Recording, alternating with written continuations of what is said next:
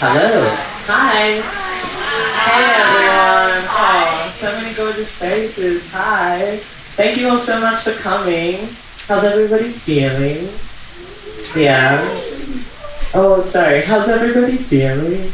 Okay. All right. Beautiful. Thank you for being here. This is a collaborative function, so hopefully as the evening goes on, we grow more and more comfortable with each other and can have some sweet conversations. But just to start everything off, I'll give a little spiel. So, hello everyone. Thank you so much for gathering together tonight on sacred, unceded Gadigal Wangal country. Thank you to Gadigal and Wangal elders, past and present, for tending to this land. We offer you gratitude, respect, and camaraderie. We offer you solidarity in the fight to decolonize and create a world where First Nations leadership is commonplace for the sake of the land and all of its inhabitants. Thank you to the land itself for holding us as we learn, as we heal, as we deepen our understandings of our place in the world. Without the strong grounding force that is this land, this work would be so much harder. We are indebted to the land, and we repay that debt by practicing our solidarity however we can. This always was and always will be. Exactly. Oh, mic is a bit. Maybe I swap mics.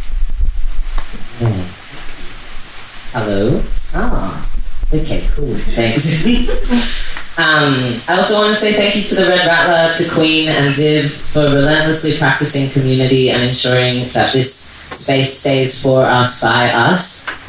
I also want to thank each of our ancestors, and maybe we can all take a moment to thank our ancestors who guide us throughout our lives and have led us to this moment here together. I'm very, very grateful to be here and to be here with all of you, and all of you, and you. Thank you to the ancestors who crave healing, who push us to make intergenerational reparations, who remind us to define out for ourselves what is right and what is wrong. Thank you to the ancestors who want redemption and lead us towards, intergenerational reparations, I said that. And thank you to all of us again for being here and for choosing to engage. Now, I've made peace with the fact that we won't get to cover everything tonight. This is the beginning of a really long conversation, which I'm sure actually most of us have already started. But I wanted to thank you for showing up to this portion together. I think it's a really beautiful thing for us to choose to sit with each other in spaces like these and to try and collectively generate visions for new futures in a world that is so full of turmoil and chaos and grief. So tonight, we gather for hope, for connectedness and learning. We gather in that grief, in love, in pain, and in privilege. We gather in solidarity, for community, for change, and for learning. Tonight, we gather for humanity, for our own and for that of the oppressors. We gather because we need each other, especially in times like these. Tonight, we gather because the world is changing. And the collapse of the Western Empire is happening. We're witnessing the veil lift more and more with each passing day. It is getting harder and harder to deny the evil systems we exist within and benefit from. If we want to survive, let alone thrive, we need to continue dreaming up, visioning, and creating new ways of living outside of these empirical structures. And in order to do that, we need to collaborate. It's crucial that we gather as a community. And I thought that for today, it would be a good place to start with some intentional redefining of words like love, care, community, and solidarity. I'll do a little bit of housekeeping and give you a run through of the evening. Everything is really, really loose. It's really, really casual. I don't know if you're getting that from the way that I'm speaking, but I'm hoping that that's translating. There is no rigidity to the structure of the evening. We'll read the room, we'll read the vibe, but what I've got so far is we'll have our panel discussion for about 50 minutes to an hour. Then we'll have the wonderful Betty Grumble grace us with an optional Grumble Boogie if we want to integrate all of this thought space into the body space. And then we'll have an hour and a half to get some food and to have some small group discussions. Spend some time, there's some collage stuff, arts and crafty bits on the table over there. If we want to do any sort of crafting to tangibly translate the things that we're speaking about. And then after that, we will have a big open sharing space. So if anyone's been inspired by anything or wants to share anything or start any discussion groups beyond this evening, that'll be a space for us all to sort of share and get that going. Does that make sense? Yeah? There'll be a few shifts of the layout of the room throughout the evening, of which, when that happens, I'll ask for help. If people are able and willing to do that, that would be great as well. Make sense so far? Yeah? Okay, stunning. Yeah, obviously we all have different needs. It's impossible to meet everyone's all the time. However, we can read the vibe and move through the evening with care and consideration. Again, I just want to put an emphasis on collaboration. Please come chat to me if anything at any point feels ick or weird, or you want to shift in the mood or anything like that. We'll do that together. The bathrooms are just down here. Viv and Queen are around to help out, just behind the bar over there. Thank you so much. We have Thomas on the sound. Thank you, Thomas. And then we have our wonderful Auslan interpreters over here as well. And Ross filming. If anyone doesn't want to be filmed, hopefully you've got a little orange sticker on, and come and chat to me after the event as well, and we'll make sure that all of that goes smoothly and not involved in any release clips. Okay. Alright, I'm almost done rambling. Is that okay if I go for a little bit longer? Thank you. Thanks everyone for your patience and understanding. Alright. I want to recognize that there are a lot of different people in this room. A lot of different lives and experiences gathered in this one space, and it is so important that we are all mindful and respectful of this. In conversations around revolution and how we might contribute to it individually and communally, there are aspects of honesty and vulnerability that are tender and sacred. Let's hold that together with a practical care. There may be moments tonight where you feel triggered or uncomfortable. I ask that we approach these moments with curiosity, asking questions like, why might I feel dissonant right now? What's underneath this feeling? Is there something I'm denying myself? Questions like these can sometimes be more helpful and enlightening as opposed to shaming ourselves or each other. Discomfort is not a bad thing. It can be a sign pointing towards an internal conflict or dissonance which, when faced and massaged, can actually create more room for learning and for growth. I am committed to being here in discomfort with you. If you feel that as well, maybe you can say that in your heads. I also want to acknowledge this space with all of our energy contributing to it as a container of sorts. I believe in the power of voice, right? If we think about sound waves, that's tangible energy. Voice is sound waves generated from the self. So when we speak, we're outputting tangible energy that impacts the bodies and the spaces around us. Does that make sense? So I want us to be really intentional about the ways that we're using our voices tonight and how that might impact the people around us. And words and voice are extra important in times like this. Through the colonization of language, we've been distanced from intentional meaning making. What do we mean when we speak? Tonight, we're going to focus on words like love, care, community, faith, and solidarity. When we say these words, what do we mean? Are there practices behind them? We've been so distanced from meaning, distanced from actions, from supporting our words. And so a lot of us have become really comfortable in a sort of complacency, able to say the right things and tick the right boxes, but never actually compromising our privilege for the sake of practicing what we preach, right? This was and still is me a lot of the time. I, however, have been forever changed. Since this iteration of frontier violence kicked off in Palestine on October 7th, the veil is lifting more and more with each and every passing day. We are bearing witness to the encouragement of genocide from Western governments in the name of Zionism.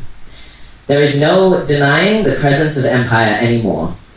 There is no denying the depth of white supremacy within our own colony, our communities, and ourselves. And it's scary because none of us are immune to the programming embedded in survival within Western colonies. None of us are exempt from the morally corrupt choices necessary to survive under capitalism. It is a powerful thing to speak this shame and to share it with each other, allowing it to move through us, allowing space for collective problem solving and activation. It's really overwhelming and quite an intimidating thing to grapple with, so thank you for choosing to be here. The truth is that us as individuals don't have to do everything if all of us is doing something, right? I was chatting with a friend about community and its meaning recently, and they brought up the story of Sisyphus. Do people know the story of Sisyphus? Sisyphus is like, I think Greek, some Greek guy. Yeah. Oh, yeah. Yeah. Was it Zoe that I was talking with, maybe? Anyway, Sisyphus is this guy. He's like pushing this boulder up. Zoe, please correct me if I'm wrong, but he's been like cursed to push this big boulder up a hill on repeat, and every time he gets up to the top of the hill, it rolls back down. He just has to do it over and over and over again for the rest of his life. Grim. But I was chatting with my mate about community. They were talking about Sisyphus, and we realized that if Sisyphus is pushing up this boulder, right, maybe there's space there for Sisyphus's auntie to be minding his kids and the community's kids, and so that frees up some other adults in the village to come, and maybe there's some artists and they draw a really nice face on the boulder, and some musicians are walking alongside Sisyphus to up his morale. Maybe there's a roster of different people that push the rock up the hill. Maybe there's the grandparents in the kitchen back at home cooking up and making sure everyone stays well fed and nourished. What I'm getting at here is that when we operate as a community and we share our resources, when we identify where our skills are and how we can contribute to collective liberation and sustenance, it makes life more livable. Yeah? It makes survival much more possible, especially as we see these systems we've relied on for so long begin to collapse. So that's what we're going to talk about now. I might get each of you to do a little introduction for yourselves and say a little something. I'll start. My name is Imbi. I am a practicing mystic. I'm a poet. I'm an artist. And I'm a lover of community. Yeah, that's me. Hi, I'm Enoch. I'm a screenwriter. I'm primarily a television writer. My mob is Boogerman, which is Palm Island, just off Townsville. I'm also Tongan. I'm also gay. Yeah. Hey, I'm Felix. I use they, them pronouns. I am a proud trans and First Nations person from Kabi Kabi country, which is the Sunshine Coast of Queensland, Glasshouse Mountains in particular. I work with First Nations kids. I run an arts program for First Nations kids out in the western suburbs. It's really beautiful. It's, so I just want to say as well, I'm feeling a little bit on edge. My beautiful dog spent last night in emergency and I haven't picked her up yet, so but we're here.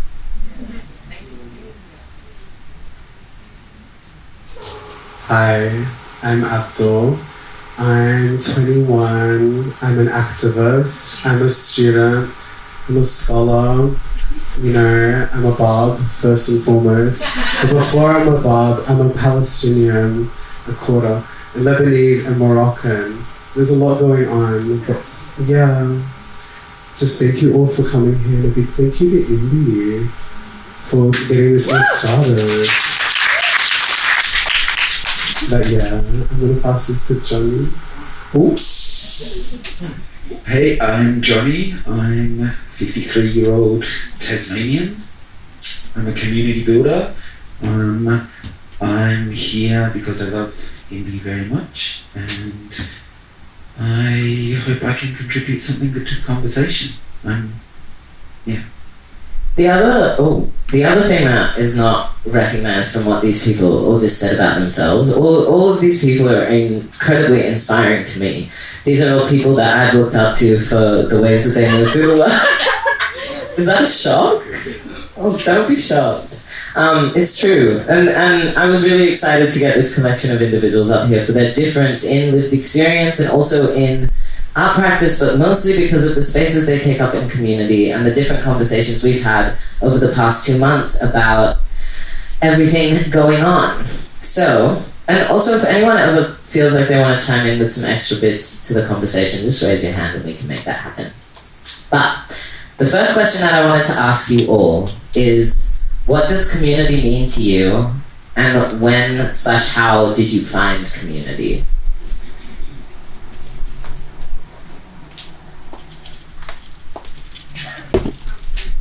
Community for me is like showing up is really important, but like holding each other whilst doing so, like collectively, and being able to, if someone's only got 20% or 30%, being able to at least show up if you've got it for them too. I think it's we always have in all of our individual lives so much going on all the time, and I think when people are aware of that but still being able to like be here together, and I think growing up Black, we have a pretty big community and it's a pretty tight-knit community as well. Queensland's a little complicated. And I think I properly found community when I moved to Sydney, when I moved here. And I was originally only here for 3 months. I did First Nations production for World Pride. And I'm still here. It's been a year now, so yeah, it's pretty deadly. But I love my queer community here. I love my trans community here, and I love my Black trans community here. It's beautiful. Can I ask you what it was specifically about the community here that made you love it so much and want to hang around? It was the first space where I felt like I could just be Felix, and I didn't have to be the trans person. In like one setting, that's all I was, and then in other settings, I'm the First Nations person, and it was never about anything else about me. Yeah, I felt really seen, Yeah.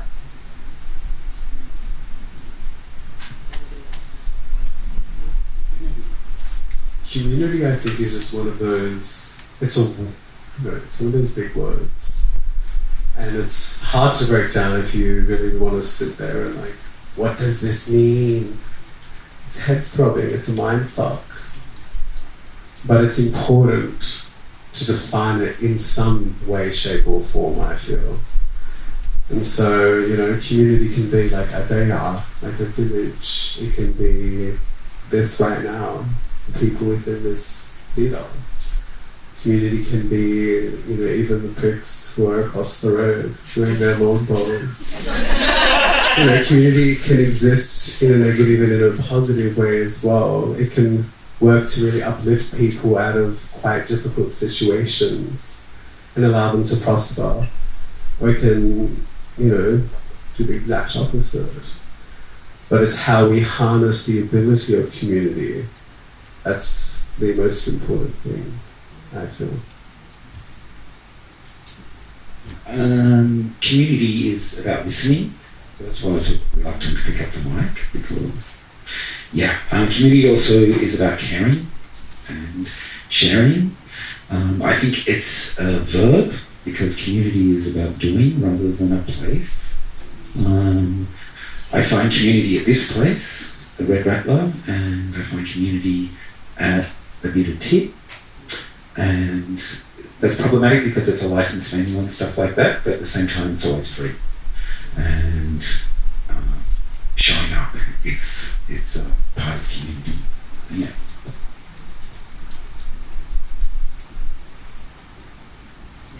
Cool.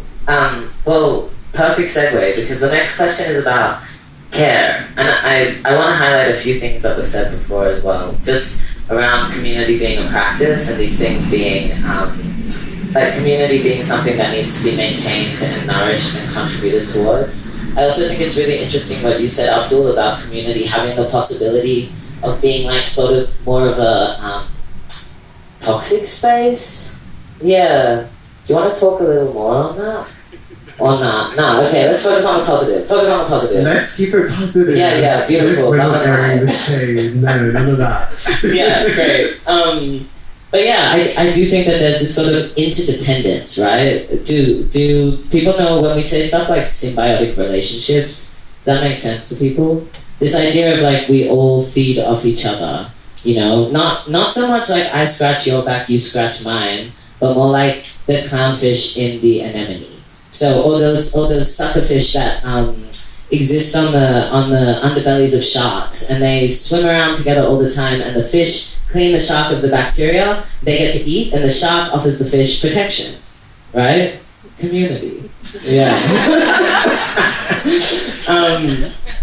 Tony, you spoke about care and care as a practice. I also want to like bring it down from speaking about these things big and conceptually, just to like you as personal, like as individual people. I would love to hear about what care means to you personally and how you practice care in your day-to-day lives. Yeah, I think like care sometimes doesn't always look nice. I think for me, am I speaking to this right? Sorry. Hello. Yeah, that's way better. Yeah, it doesn't always look nice, but you know, care sometimes does look nice. So it's you're constantly oscillating between the two. And what does that mean? What does look nice and not look nice mean? Are you talking about comfort? Yeah, it's like when you're trying to hold someone accountable, it doesn't necessarily feel nice receiving, you know, when someone's calling you in. Can I posit something to that? Yeah, let's take it. Okay, because for me, recently, I've come to this realization that, like, if somebody wants to be, if somebody claims friendship with me, I think it's really important, and it's like one of my number one tells now, if someone is comfortable to confront me and call me out on my bullshit. If, like, that to me is the number one testament of care, because you're real enough and you love me enough to sit in those uncomfortable moments together, and to actually be like, hey, I know you want to be the best version of yourself, and the way that you're behaving right now is not it, right? The whole, like, that niceness politics, what is it, respectability politics? Of like, I'll just nod my head and be like, yeah, this is fine. That, to me, is like a absence of care. Yeah, it's just something like values. But I also need to know, like, what did you get called in for? Oh, me personally? What did I get called in for then? So, care practice.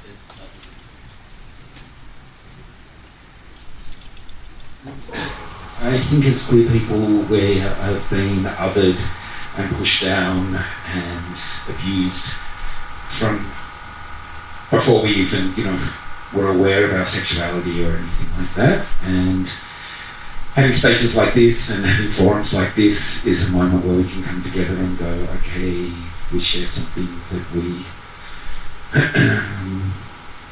we share something that we can turn into a positive. And our otherness is something we can wear with pride and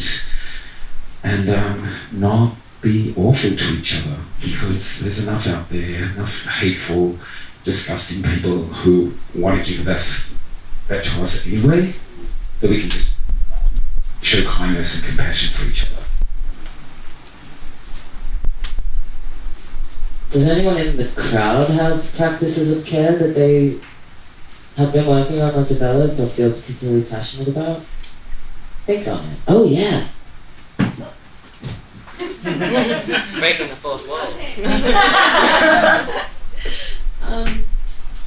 I've actually been working on like a nice dialogue with my sister and been trying to carry that out into like friendships around, you know, if we want to have a phone call and we've got some stuff that we like, one of us has stuff that's coming up, and if the other person's also got stuff going on, but we're not really in a space to hold the other person, just like actually checking in and being like, is this just like a random catch up, or is this just like, I got some shit to sort out and I really need, you know, what's that?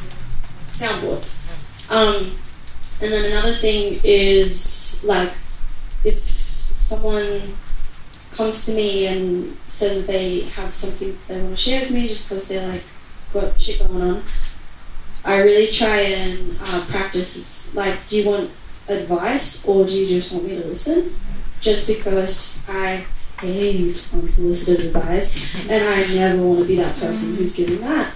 And I also feel like it's really invalidating if you're just being like, oh, I just need a vent right now, and then someone's coming in and like whacking you with some advice that you're just like, no thank you.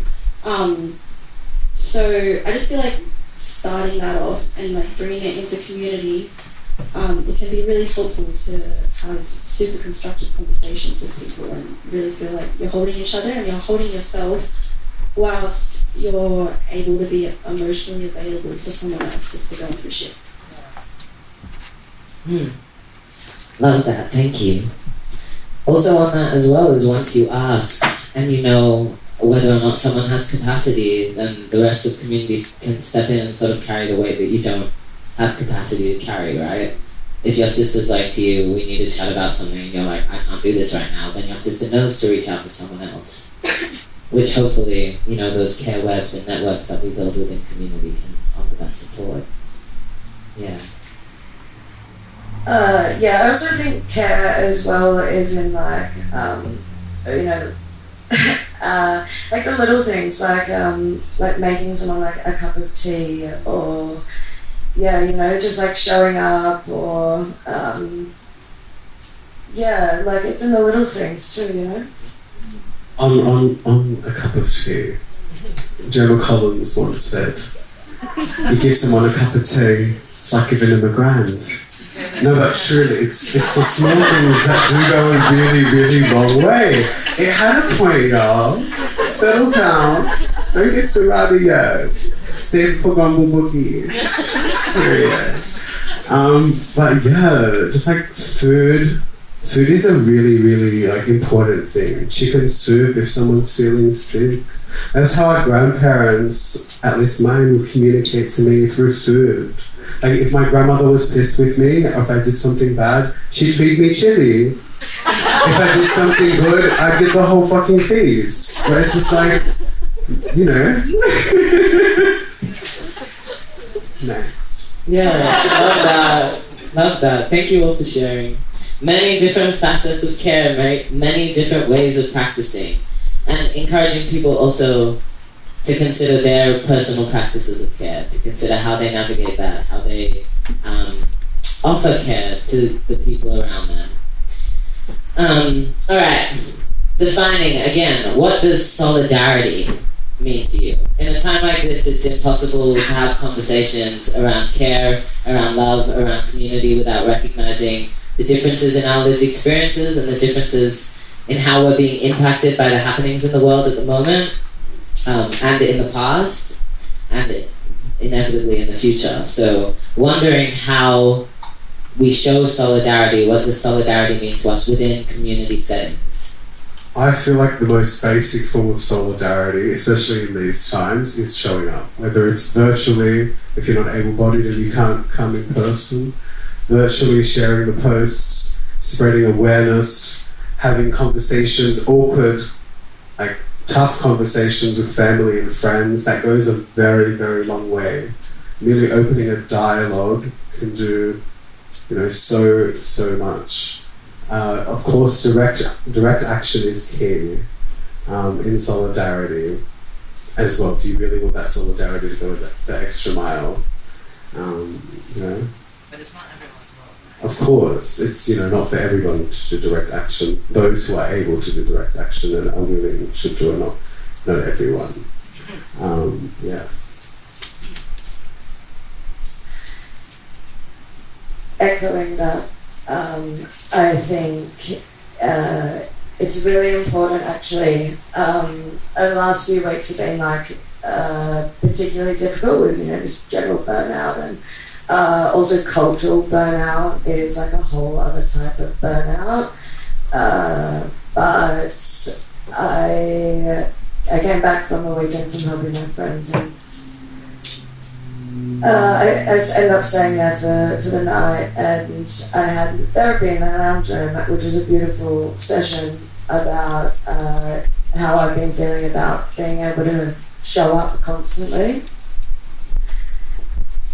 And the response was, Black, First Nations, people of colour globally are always at the front of everything. We are carrying the heaviest load, and I think it's also really important if you are white, if you are non-Indigenous, to when you are showing up, when you can understand that the other people in the room, the First Nations, the Black, the POC, the globally, are really kind of carrying it a bit heavier.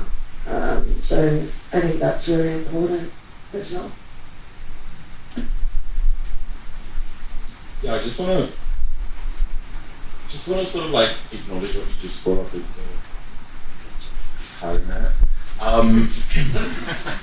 Yeah, I actually just really want to acknowledge what you're saying about exhaust, and there is this general sort of malaise happening, which we do need to acknowledge, because there's conversations it feels like it doesn't appear from anywhere, our activist fatigue amongst young people. I think it's really unique to Australia. So that's in the Australian context. And that's because, we're a fascinating country where our Labour Party introduced neoliberalism, I think, under a Hawke government. I think Keating was our treasurer, basically accelerated,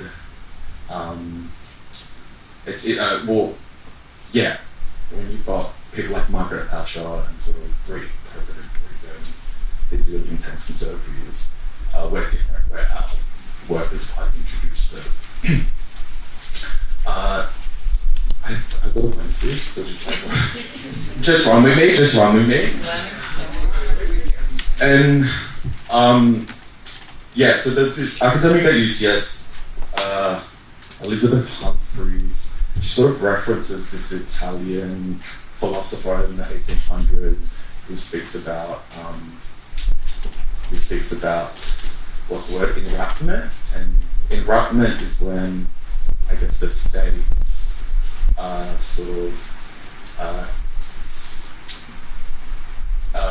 see militant action, see radical forms, and sort of adopt it into government, therefore placating activism. Bring it back to the neoliberalism, blah, blah, blah.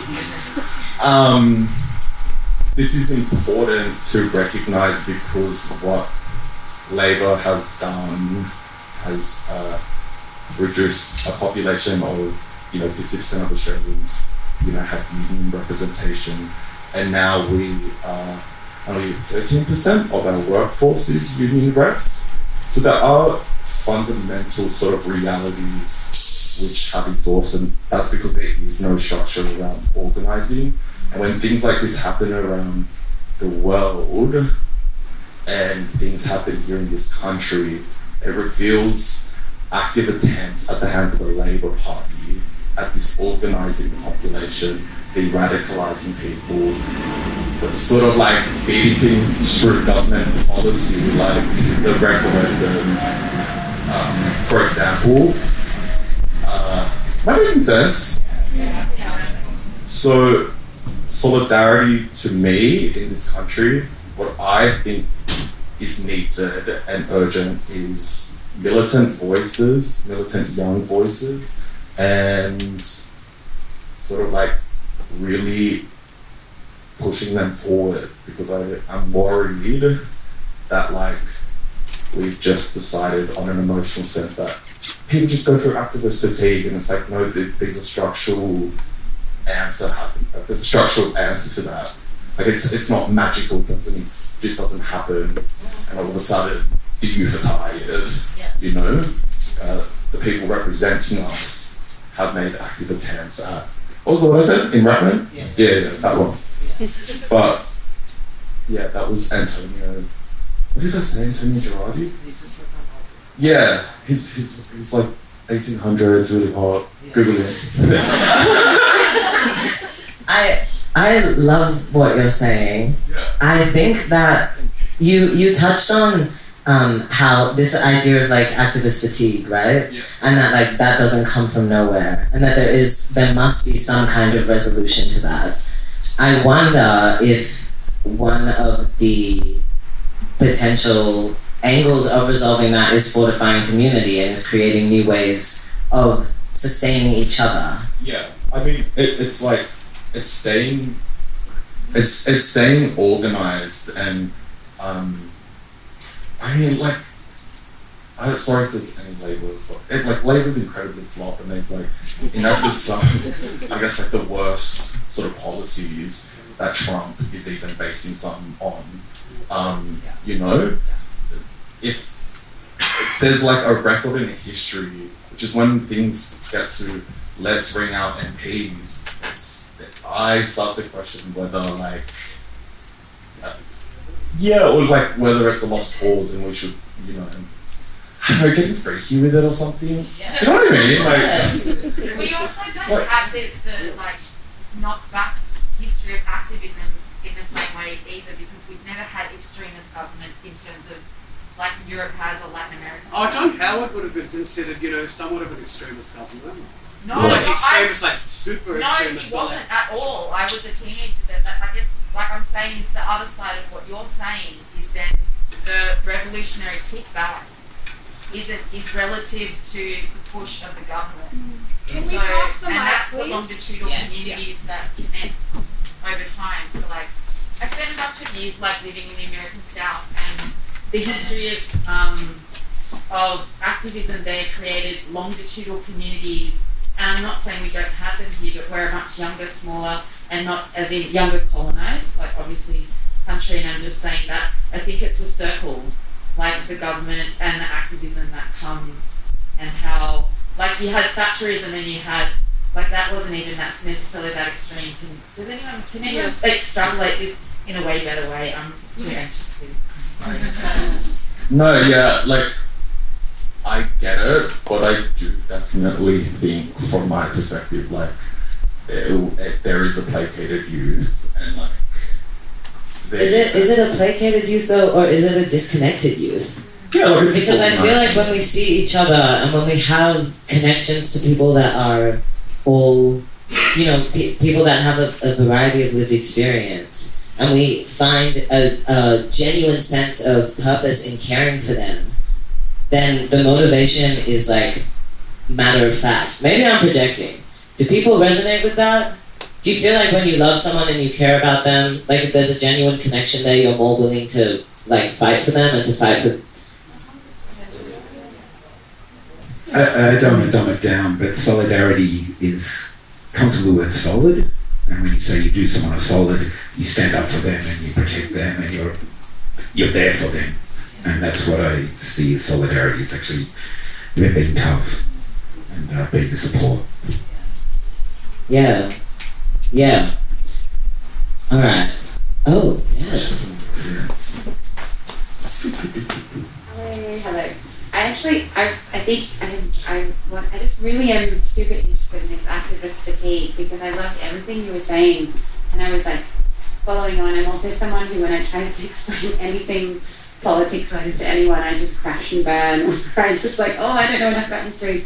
But I also spent some time living in the American South, and I do think that like there is something there that just has more like of a, like I learned more about mutual aid there than I ever sort of did here, because there was like firstly a necessity. It was live or die, single swim there.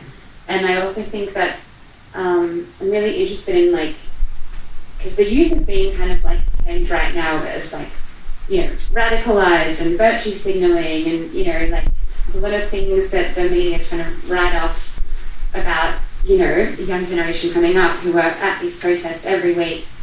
But there is a fatigue, and I was curious if you, like with that activism fatigue that you're talking about, I think we're all feeling it. Like everyone is just burned the fuck out, and I think that my experience of mutual aid and organising in the South was they had these places that people would come to talk about what was happening in local politics and talk about direct action movements, but they were also really nourishing spaces.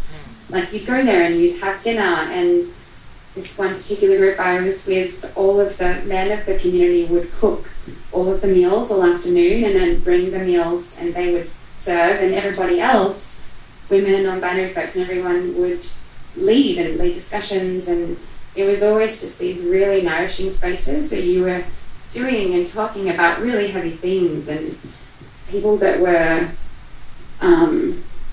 really actively having violence inflicted on them in very real ways in communities. But within these spaces, every Wednesday you would go to and you'd come out feeling totally nourished. And a few of the folks that are there had been organising with Black Panthers, for like 40, 50 years. And so there was like this knowledge that came into how those spaces were built that, like, it was just amazing. I don't know, like I picked up on a bit when I, in the time there, but yeah, I think that we are a younger country, I guess, when it comes to like being a colony and where we're at, and not having lived through like really extremist, I mean, we are living in extremist governance, but no Trumps yet, or no. I mean, yeah, like I totally get it. Like, I would probably argue that like Australia's had those movements, has like one of the most ongoing, intensely genocidal governments ever.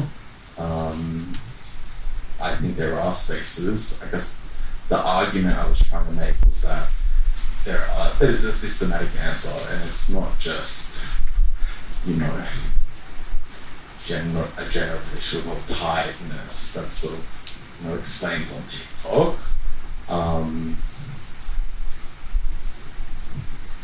So yeah, I think like what you're saying is, just to kind of like echo that, is the First Nations people of this land, they're like the colony has been extremist for everything. The generational trauma that is still happening with me, my younger siblings, my nieces, my nephews, my cousins, my aunties, my uncles, the generations before them, all of them, all the way to my ancestors. And yeah, so I think, just want to acknowledge that trauma in First Nations people, Aboriginal and Torres Strait Islander people. But we also like have Black Panthers, we've had all these things, like, come on now. I also just want to say, I find the term activist fatigue troubling. And I find it troubling for white people, because I think the capacity of white people is significantly lower because we've had to endure less, and so our rate of fatigue is a fuck ton faster, and that's how once again you end up with mob and First Nations people leading these fights every fucking time because we hit our capacity faster. And so I think what's really important right now is going, oh fuck, I'm at capacity and it is my duty to push myself beyond it. Because I think I have so many white friends right now who are like, I just am so uncomfortable. And I'm like, for fuck's push beyond that. Like, I just think it's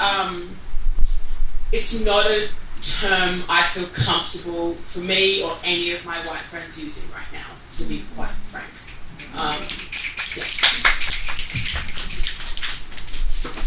But also, everybody's tired, I get it, but just go harder. This is the thing. This is the thing, right?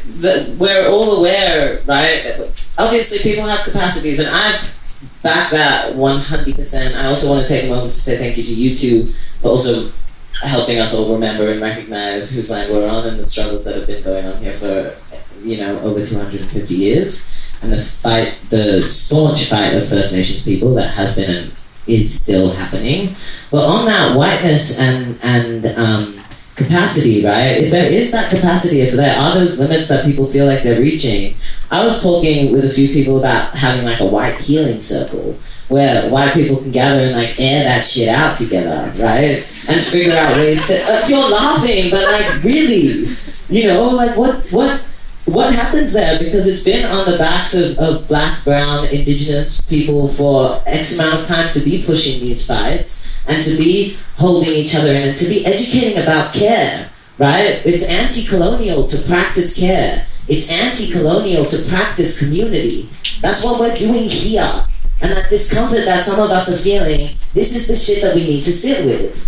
And we need to reckon with. So then I'm like, is anybody willing to put their hand up and say like, yeah, I'll start the white healing circle, because it's not going to be me. But I feel like the white healing circle can come after, the white people have put themselves at the forefront, all the white able-bodied peoples who can go to the front, get arrested, make the change happen, come down to Port Botany, direct action.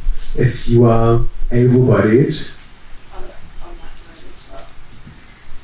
because they're all going to get away lesser of a sentence, if brown people and black people who have been at the forefront of these revolutions for decades, if not centuries, our rate of punishment, our rate of sentencing, the way that we get sentenced is much harsher. So it just makes a lot more sense that, overcome the fatigue. T2, and I know y'all white people love T2. T2's just released this wakey tea. It's got yerba mate, green tea, goji berries. Like, come on. Get yourself some of that. 87 degrees Celsius is its cool temperature.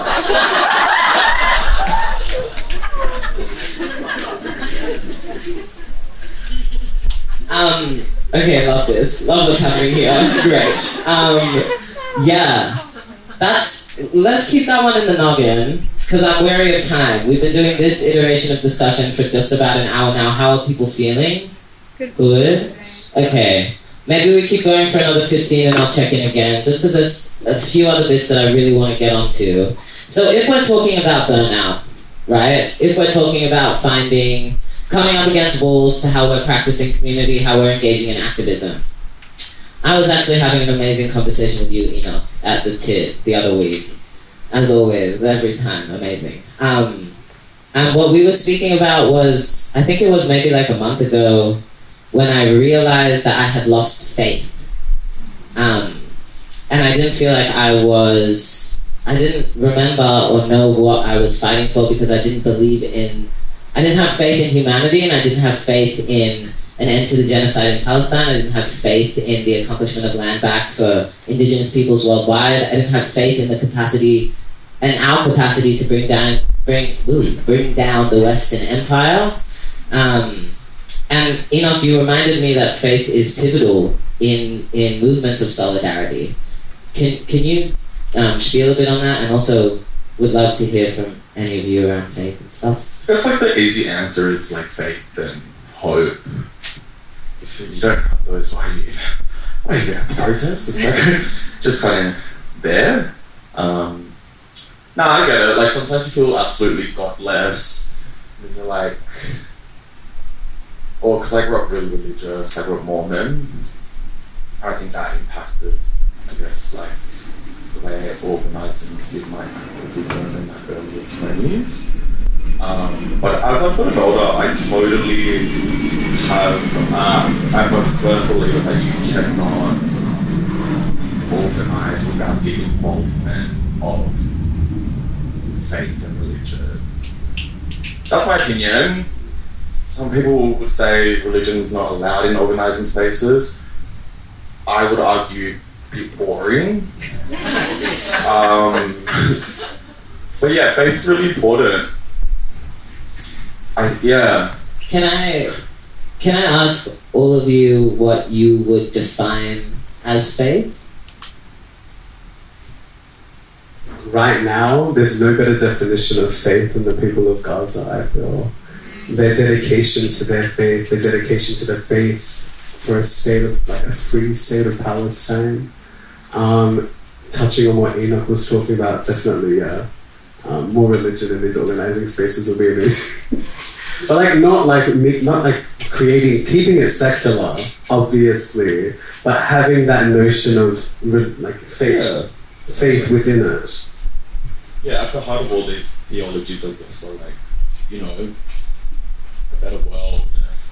Like still fuck organized religion, don't get me wrong, fuck organized religion, but like the spirituality aspect of it is still incredibly important. I just think, I want to take a second because again, we're talking about words, right? You have to hold it up like this. You've never been a pop star.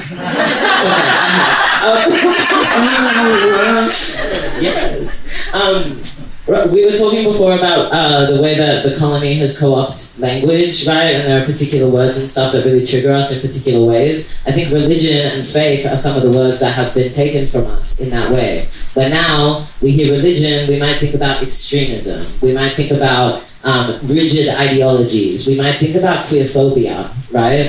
But religion and faith actually exists so far beyond that. You know, I would be very surprised. Well, actually, let me not make assumptions about everyone in the room. Are there people here that maybe have their own personal practices that don't link to any particular religion? Yeah, but are their faith, right? That's your faith. That's the way that you find motivation and hope and whatever. And that is faith. That is religion to an extent. You know, so just noticing that hesitation, maybe, and that reluctance, that stiffness around those words, and starting to unstitch that a little bit as well. Because for me, like when I felt like I was reaching this point of burnout, having that conversation with you changed all of that.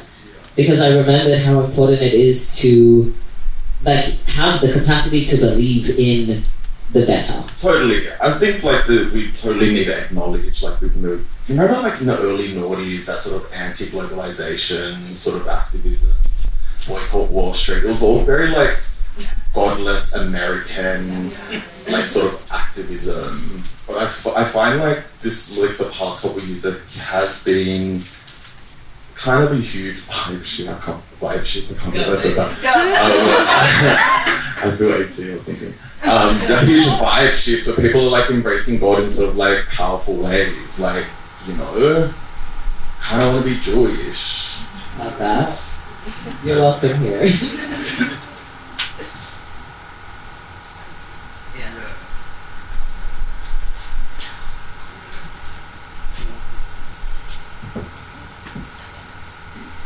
Hey, I love this. It's something I've been thinking about a lot as someone who is decidedly faithless for many years and recently become very faithful.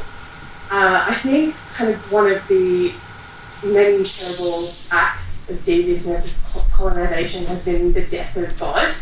I think colonization has come to many a land and intentionally killed the God of people, because to destroy faith is to destroy the belief or the capacity to imagine a better future.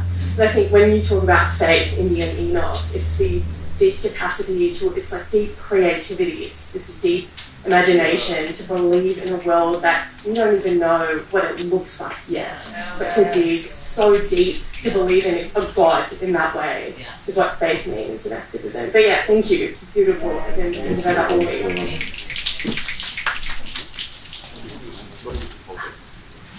Thank you. No, I love this conversation as well about hope. But hope as a community experience too, and not as an individualistic experience. And hope being something that we have to hold on to for each other. Because when you're at the front line of seeing devastation and holding on to devastation for others, it can be very easy to lose hope. And being in community, it's such an important thing to be able to hold on to hope for the people that we're in community with, right? And that's where I think religion can be really important in this as well. And whilst it can be a really, difficult thing to think about sometimes because of personal experiences that we've had with it, things that we hear about and things that we know that religion has done to people as well. But religion can be a vessel for people to hold on to hope through, right? And it provides people with a community of hope. And this just feels like really important conversation when we're thinking about community and being at the front line of difficulty, right? Yeah, it's. We're in church right now. This is a congregation. We're here because we care about each other, we care about something more than ourselves. And I think the dance floor is also that. I think it's a spiritual place that enacts healing and yeah, Wednesday nights at the Tip, that's my church. I get to go there, I get to put people on the stage. People talk about stuff, they're together there, they come through, there is some sort of transformation. So yeah, anyway, we're in church right now. You look at you look at the Pacific sort of environmental activism, South Pacific environmental activism, and the environmental activism at the heart of it is like religion. So like, although it was used as like a colonial tool, it also I guess can be used to sort of liberate people from. Next question on board.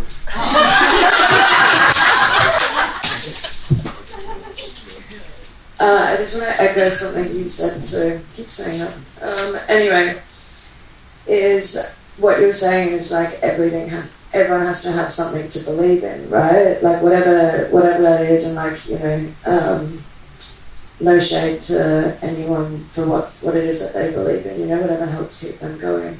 We don't have religion, we have the dreaming. So I think also, like when talking about this, the word religion, I guess, like the dreaming isn't a religion, it's a way of life, it's everywhere where we are, it's caring for country, it's the dance floor, it's,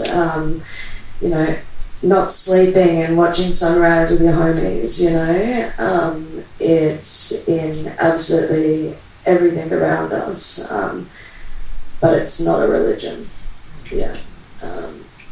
but yeah, so like our beliefs are, I have a lot of faith in my people and my culture, and I have a lot of faith in First Nations people globally, if we start paying more attention and listening from the start,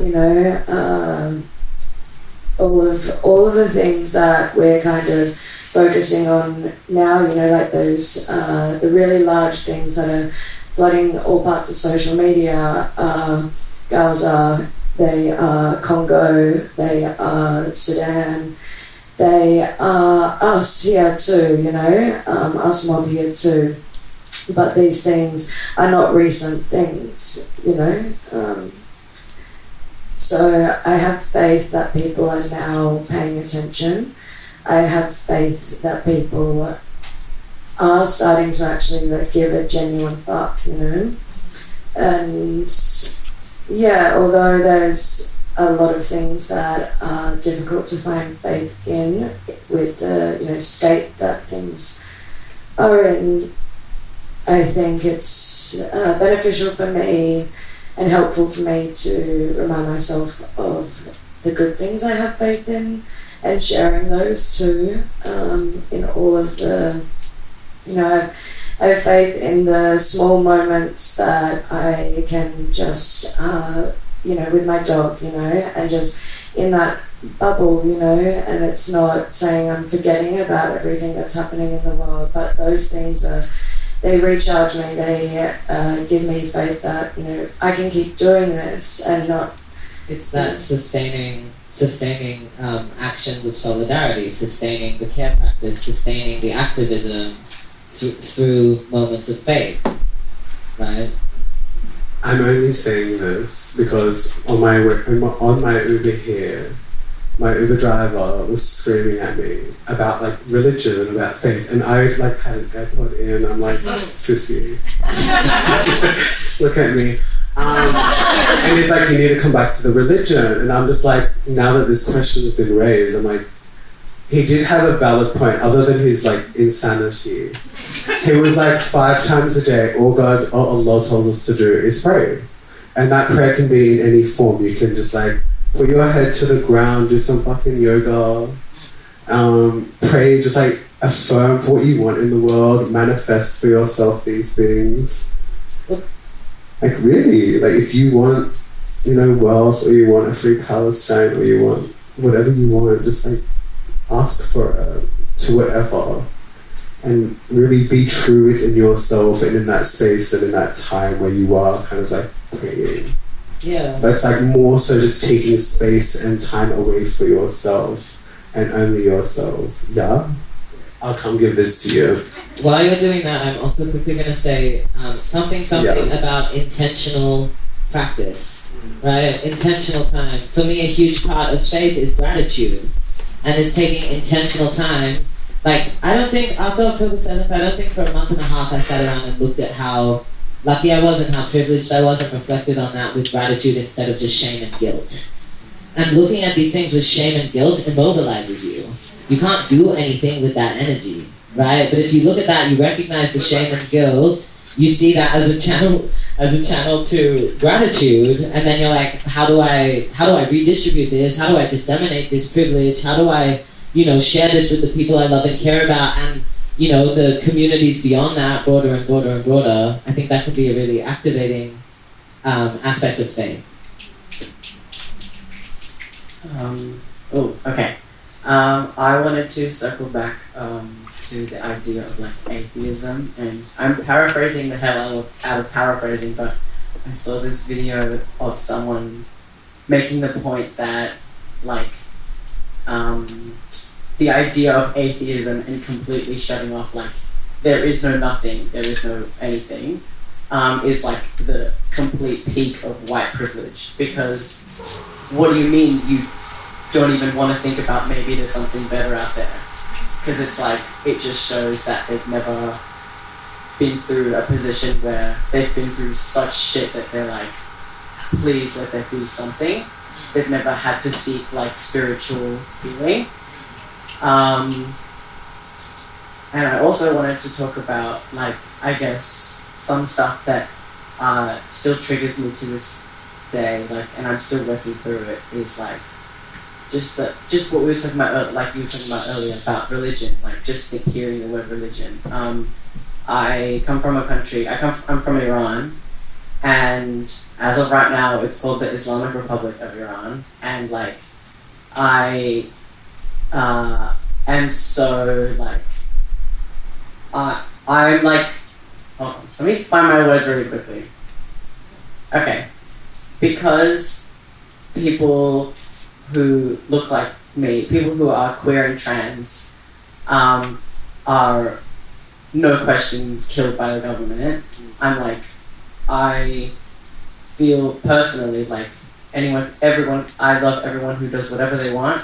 I personally feel like I would feel like I'd be doing a disservice to my country if I like converted to Islam, which is that's just how I feel at the moment. And also I also want to speak about how like I've been through years of doing that thing where I'm like, there's no nothing. Like I was like that about 6-7 years ago, and it was so exhausting. Are you talking about like nihilism? Like Yeah. Like, does everybody know what that means? Nihilism is like an no hope, no future, like fuck everything all the time kind of thing. Totally. And like, there was a point in time where, in high school, I was like in the School Strike for Climate group, and it was such a confusing mix. It was such a confusing time to be me, but it was also a very confusing time for my faith, because like literally split down the middle, half of me was completely hopeless about the state of the world, because every day we were learning about new shit that was fucking up the climate, and more I was learning like things about how it's a systemic issue, but I didn't have the words for it. But because I didn't have the words for it, I felt so hopeless, if that makes sense. And then the other half of me was so determined to keep going, and it was so like, if everyone just does this, everyone just does this. It was giving very much like, if we all just do paper straws, it's okay. And like, yeah, it was, yeah. And like going through that, and then eventually coming to the point in myself where I have discovered faith in the sense of like,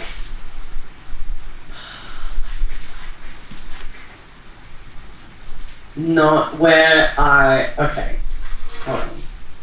So guys, okay, I've like found faith in the sense of just acknowledging that there is a spiritual side of me that needs to be taken care of. Love.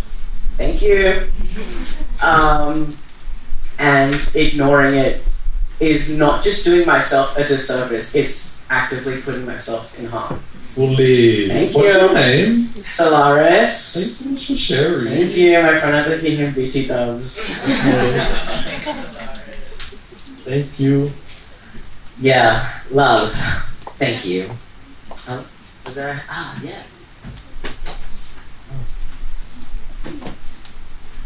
Thanks for sharing. I think about faith, I think something really opened my mind is knowing this Arabic phrase which says "الشخصي سياسي," which means personal is political.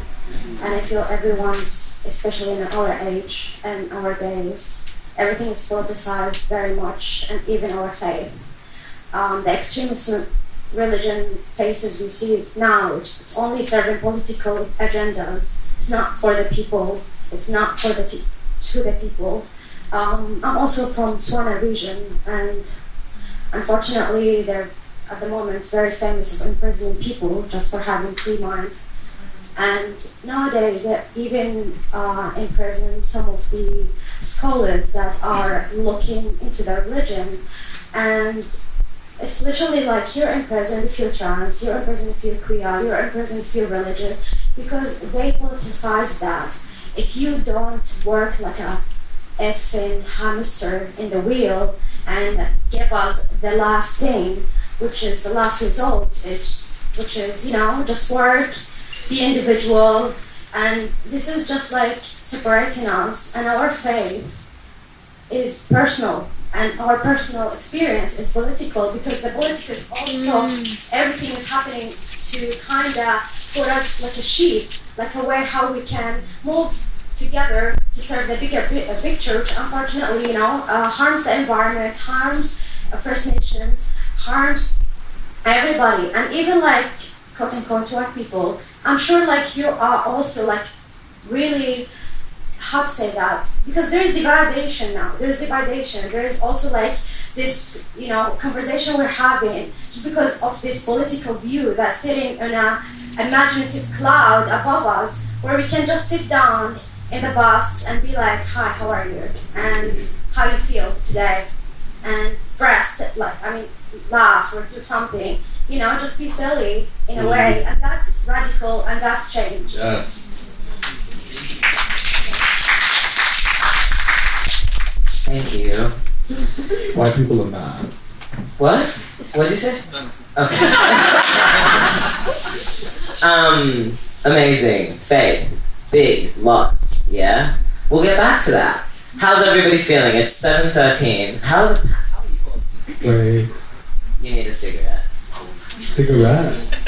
We've been going for like an hour and 15. How are y'all feeling? Break? Question mark? Yeah. Yeah? Alright. Okay, well, Okay. let's take 10 minutes, 15, let's take 15 minutes. We're gonna take a break and then I'll hop back on the mic and explain what's gonna happen next. Ooh. Okay, thank you. Oh, also there's food on the table over here, please help yourselves. Beautiful. I'm kidding. Y'all eat. So, how were the little group discussions? Was good? Beautiful. So this portion of the evening, I suppose, as we indulge in some sweet treats, is a space for everyone to be able to share, right? The beginning of the panel, the mic was kind of running around, but it's a bit disjointed. You can't really say all the things that you want to say. This is a space for people to share any particular things that inspired them, if there was anything new that people learned, if there was any discussions that people want to continue having. This is a space for us to all sort of share that together. Does that make sense? Does that feel good for people? Yeah. Also to share any collages and art things that people made. Alright. Does anybody want to start? Oh, scary. Can I do something very quickly? You can do something very quickly. Where are you? Does anybody want to speak to anything in the meantime? Should I just keep speaking? Yeah, me. Oh. Go on.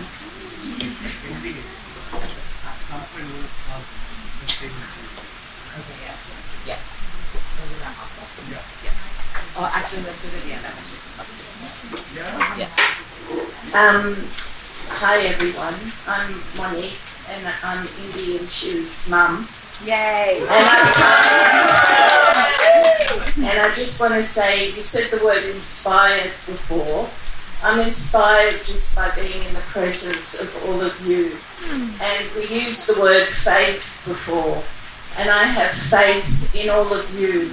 And I find this community amazing. How you come together and you help each other in a non-judgmental way. You care for each other. And I have faith that you will all be the teachers of future generations coming up, because that is so important. And that is what's going to make a difference in the future.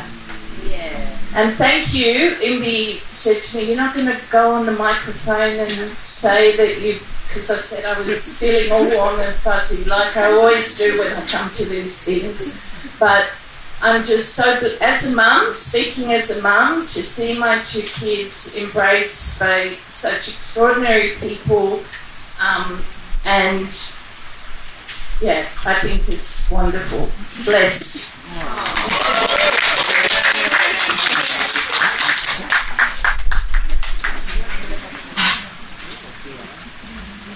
Tough act to follow. Thanks, Mom. Alright. We also don't have to do this if people don't want to share. Yeah?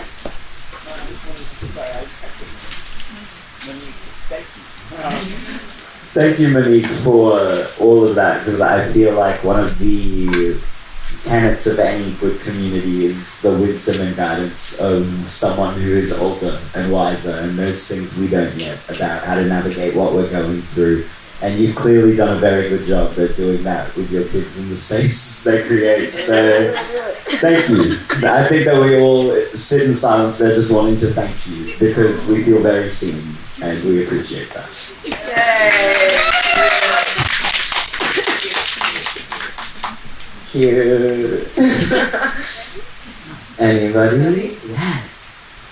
I'm gonna. Hello? I was trying to do the pop star thing. Hello? We've got 3 people here who are going to talk about our great poster that we've been making. Oh, because you're the youth. I want to hear from the youth. We've been working real hard on this. It's okay, it doesn't all need to be perfect. Alright, so we came into our conversation kind of from like a really jovial place. We were just looking through these magazines and pointing at these pictures and going, wow, like, you know, what meaning can we draw from these kind of like, you know, cross-section, higher level thinking? And so we constructed a beautiful little artwork that Jolie is still constructing. And we all, in a way, are constructing together.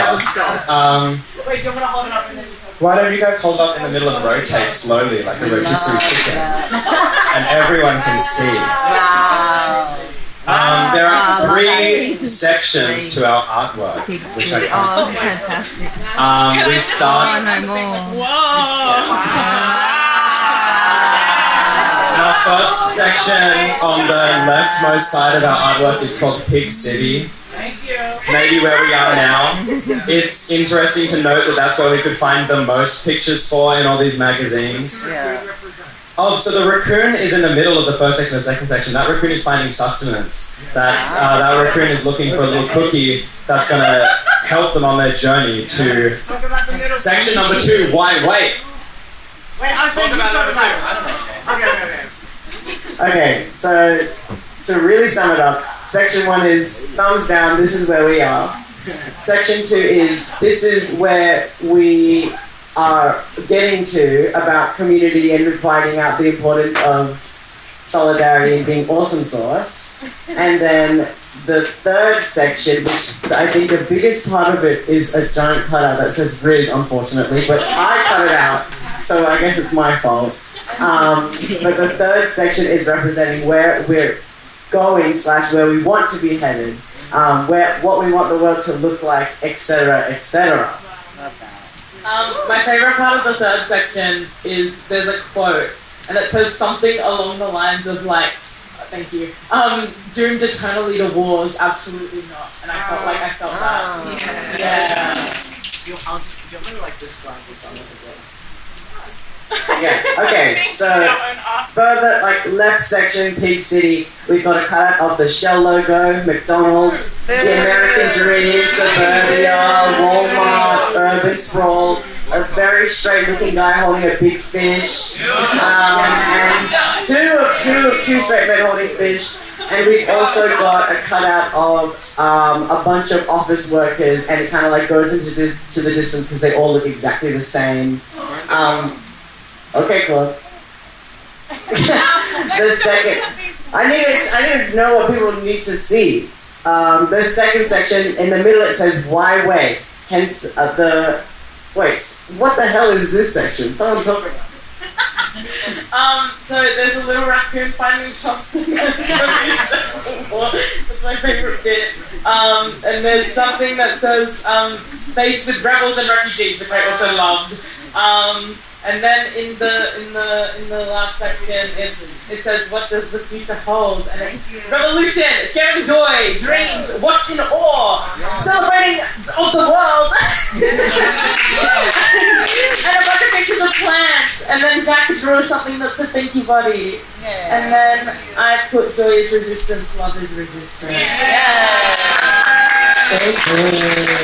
So good. Thank you. Thank you. Yeah, that was stunning. Anybody else want to share what they spoke about? Or? Yeah. Hell yeah. We had lots of really wonderful, rich, beautiful, special conversation. I've been left with a little bit of a thought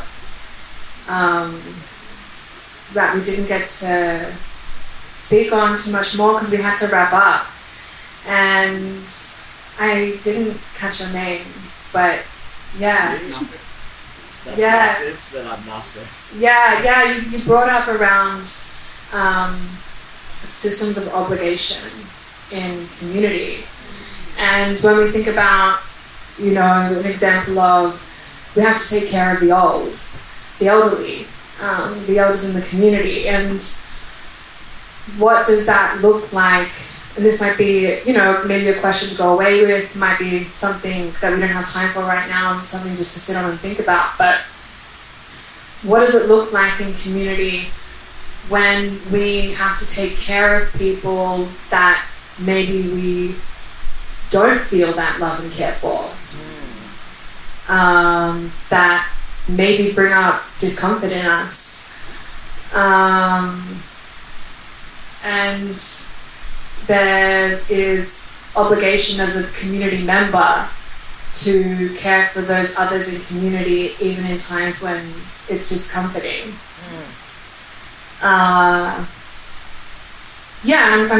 curious about that, and I'm thinking about that, and I think it's a beautiful thing to be able to see the potential in people and to be able to be someone who can stand by and guide others when they're on their journey. And in many, ancient cultures, there were systems of yes, I want to say obligation, and they held up communities, right? And maybe those things existed without the language of love, care, community. They were just the way that things were done, right? Because that's how the community needed to exist to function. So I'm just wondering, what does that look like in communities like this?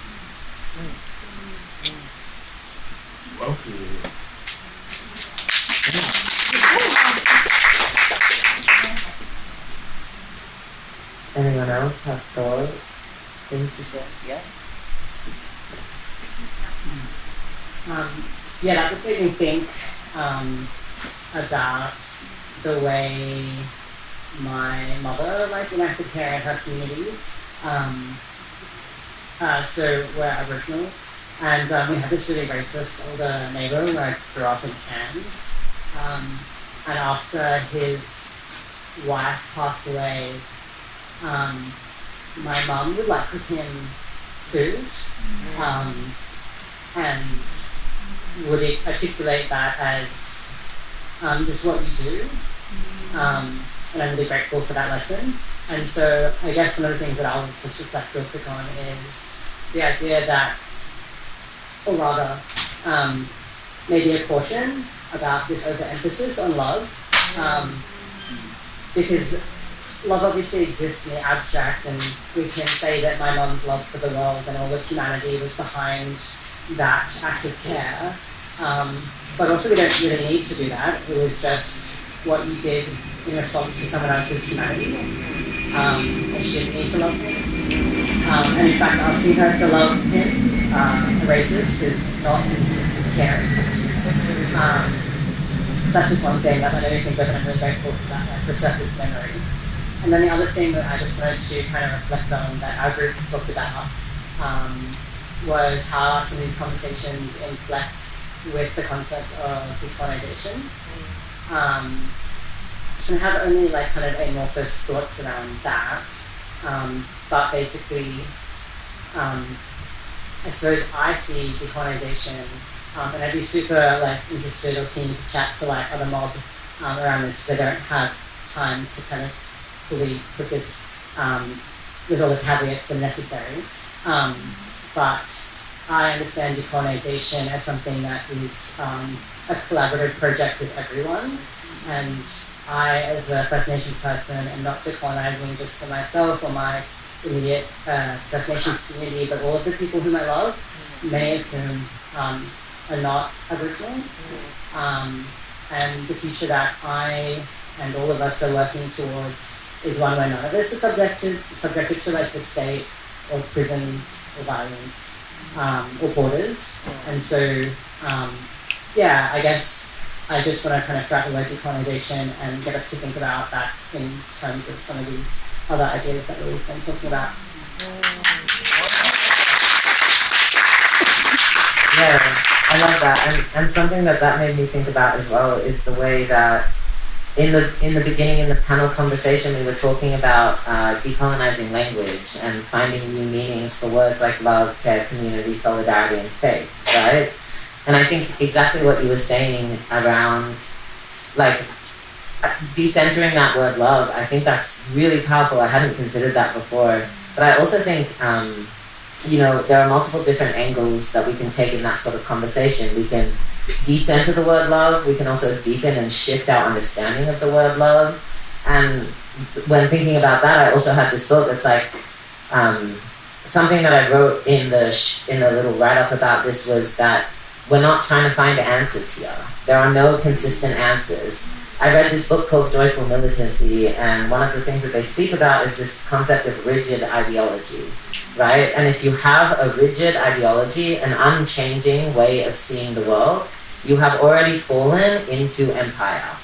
That is the foundation of empire, is that there's this one way we see the world, this one way we engage with the world, and if you don't do that, then you're wrong, right? Instead, something that we're doing here is finding multiple, shifting, changing answers that we can use as ropes to sort of guide us towards a shifting, changing future that allows for us to be adaptable, to change things when they need to change, and to find new meaning or disregard terms when it feels right for each of us on an individual level, on a communal level, on a larger collective level as well. So thank you for that prompt as well.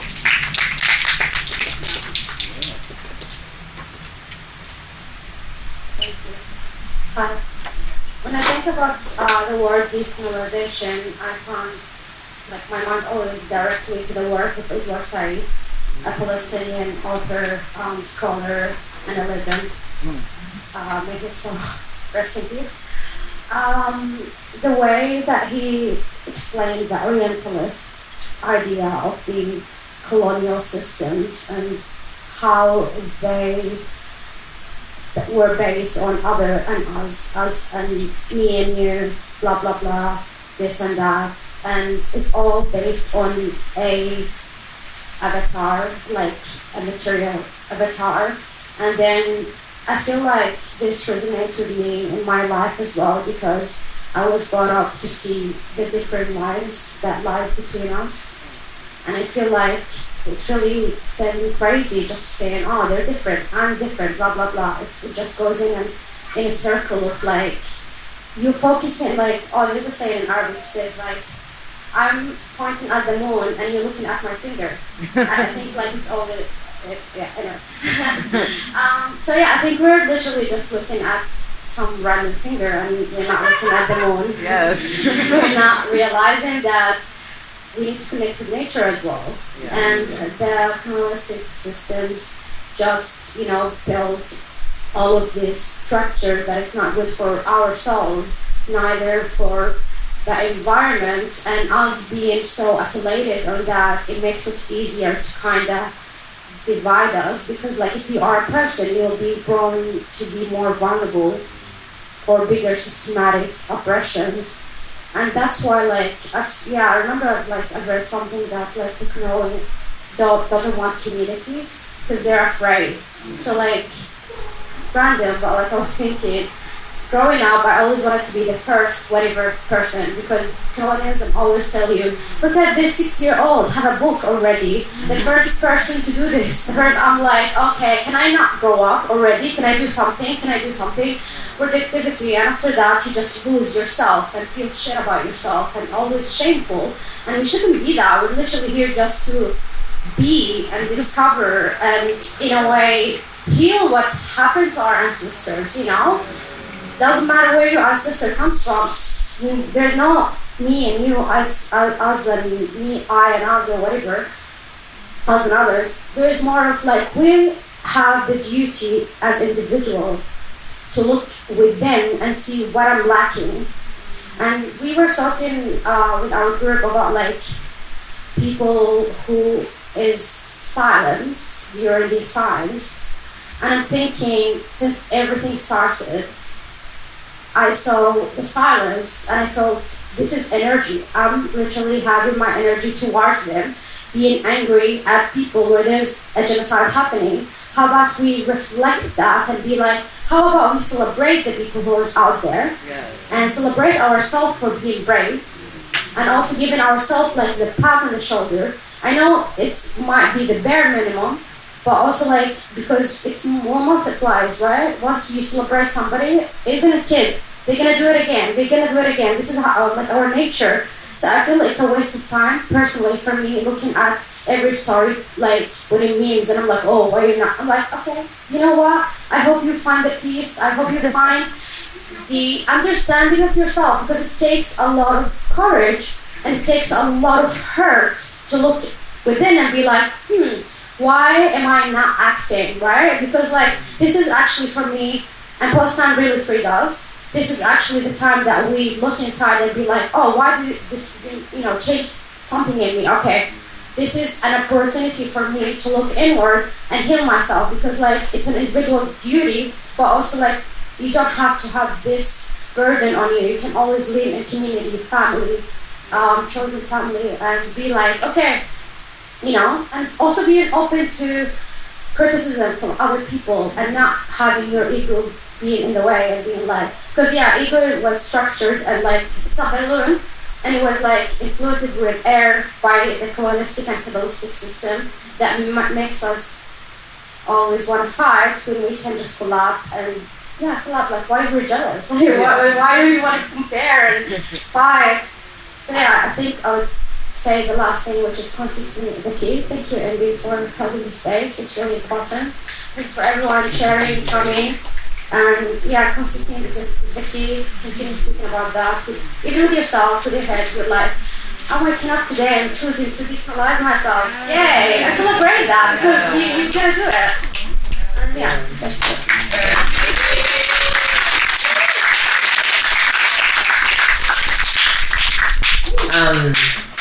So well said. Thank you, Had. Does anyone else have any burning things to share? Stunning. When we talk about decolonization in the context of people that live on the country, I'm assuming, sorry guys, but the land we're on, Wonderland, then I really struggle with words that are going to convey those concepts. That's why we do things like dance together and share food and have conversations, because it's not possible through the channels of bureaucracies like created by the colony specifically to disenfranchise our own experiences from our power. So I started off at the beginning of the conversation with, I just drew a nice little circle with a dot, and then on top of the dot and under the dot was birth and death. That later became a moon because the moon looked really nice. And also, it should be the moon. I drew some stars as well, so the cosmos beyond what, looking at a finger when someone's pointing at the moon. There's so much more than us, and there's so little we'll ever be able to understand, especially without listening.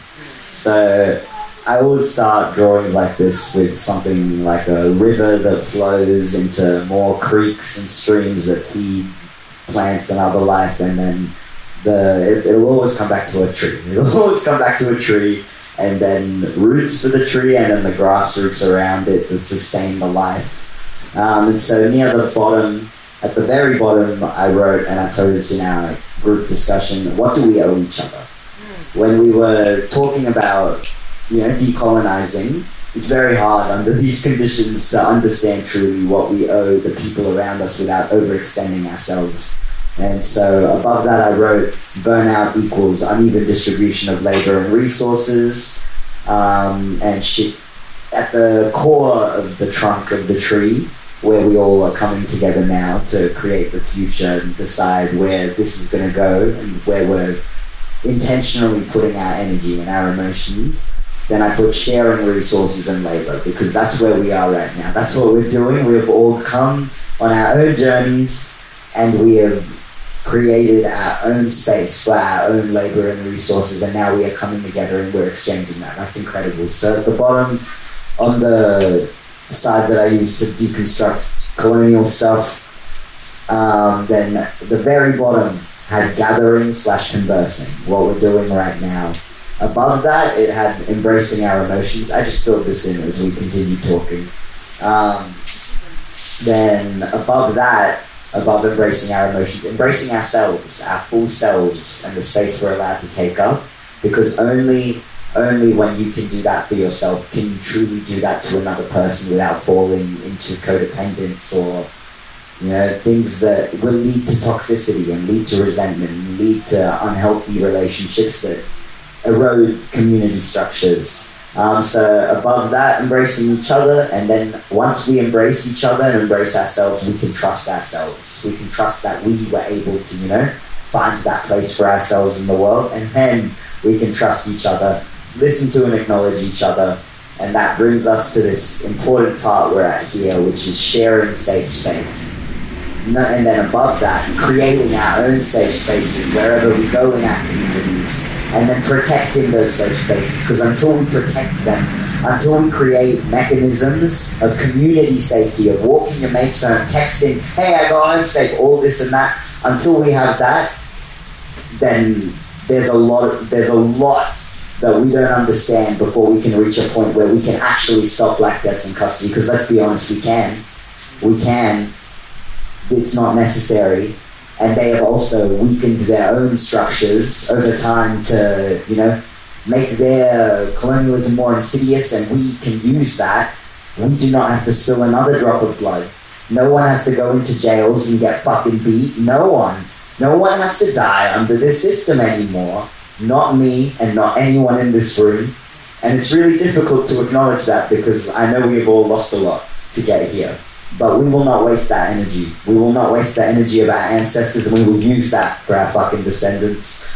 And we will protect the kids. Protect queer youth as well. My shirt says today, I got it at the Pride Picnic Acon does in Parramatta every year. I think it was like the 15th year running or something, or maybe 11th or 12th. I really have no idea. But once we protect safe space, we can move safely through the world is the final point, and we can keep going wherever we need to in order to survive, because we talked at the beginning of our discussion in our group about how care is essential to everything, and communicating is care. Communicating is care. So what do you do with care to go forward and to keep that momentum going? You have to take action. And so that's what we're all doing here. We're taking action. Hopefully we'll keep organizing ourselves and our own thoughts and helping each other organize our own projects we want to work on to forge a beautiful, truly decolonized world. And the most important thing, I reckon, on the left side currently here is land back. How do we get back to the land?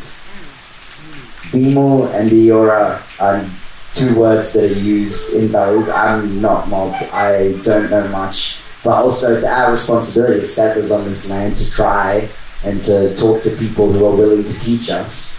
And some of this is just stuff that's around, you know, like we preserve a little bit of colonial history around. These words are around, Yora, Bimel, but I think one that's really important that I've learned about is Nura, which is when Bimel and Diora come together and create the spirit, the country. And we are going to build a beautiful country on this continent together. And I'm so glad to exist in the same timeline as all of you. That's enough for me. Thank you. Alright, I had on the schedule that we'd go until 9:15 and it's 9:13, and I'm recognizing I see a bunch of people melting in the space. I think that's a good sign that we've done a lot of big work in the brain and the body. But as all of this comes to a close, Fade, I don't know if you're still here, but we caught up the other day and had coffee, and I was just asking you a bunch of questions about this space and how to hold it right, and you know, what could be useful to help with this whole process, with everything that we've participated in this evening. And Fade had this really brilliant idea, which was to try and leave people with a question or an activity or something to tide us over until the next time we gather. Which also, I will say, there is going to be a next time in the new year. We'll have more of this happening, which is really cool. And I've learned a lot through this experience, and I'm really hopeful that people will reach out with feedback of things that they enjoyed, which was also Faith's reminder to me to make sure you ask for feedback. Yes, but there'll be more of this in the future. Anyway, Faith was like, you should, if you can, offer people like a project or something to work on in the space between this meeting point and the next meeting point. And so listening to everyone talk just now, question that I was hoping that we have more time to speak on and more energy to speak on was the simple question of, what is your role in the revolution? Right? It's a question that we hear a lot, and I don't think it's something that we really actively consider. And I think when we talk about our individual roles in the revolution, it really diminishes our capacity to think about the brilliant things that we could do. And after an evening like this, discussing community, finding people with shared intention, shared belief systems, shared ideas around what beautiful worlds we could build together, what beautiful communities and care practices we already share, I really hope that this would be a beautiful foundation for us to start conceptualizing how we might integrate that into our personal practice as we engage in revolution. Because revolution is happening. Right? None of us can deny that the world is changing in ways that we've not yet seen. Yeah? People are waking up, there's an ease in accessing information that we haven't had before. There's an urgency that we haven't seen before. There's a brutality that we haven't seen so viscerally before. Obviously it's happened before, but we haven't borne witness to it like we are now. So what do we want to do as individuals, as community, as lovers, as partners in life, as friends? Who do you want to be in this space? A question I asked myself that's been really helpful is, I saw it on an Instagram infographic or something, and it was like, in 10 years, what are you going to tell the next generation you were doing during this time? And it's an obvious question, but it fucking hits. So I really encourage us all, if there's one thing that we carry from tonight, and sort of like mull over in our minds until the next time we meet, is just that one question of, in your dream revolution, what is the role that you play? Do we think that feels like a nice question? Yes. Stunning. Okay. And now quickly, I just want to say thank you to every person that I've spoken with about this evening, every person that's attended this evening. I want to give a special shout out to the people who spoke on the panel. Thank you all so much. Thank you, Felix, who's not here anymore. Thank you everyone who shared throughout the night. Thank you for being open-minded. Thank you for having open hearts. Thank you for sitting in discomfort and wanting each other to be better. It is a beautiful, sacred thing to gather like this. And I'm so, so grateful that we had the chance to do it all together.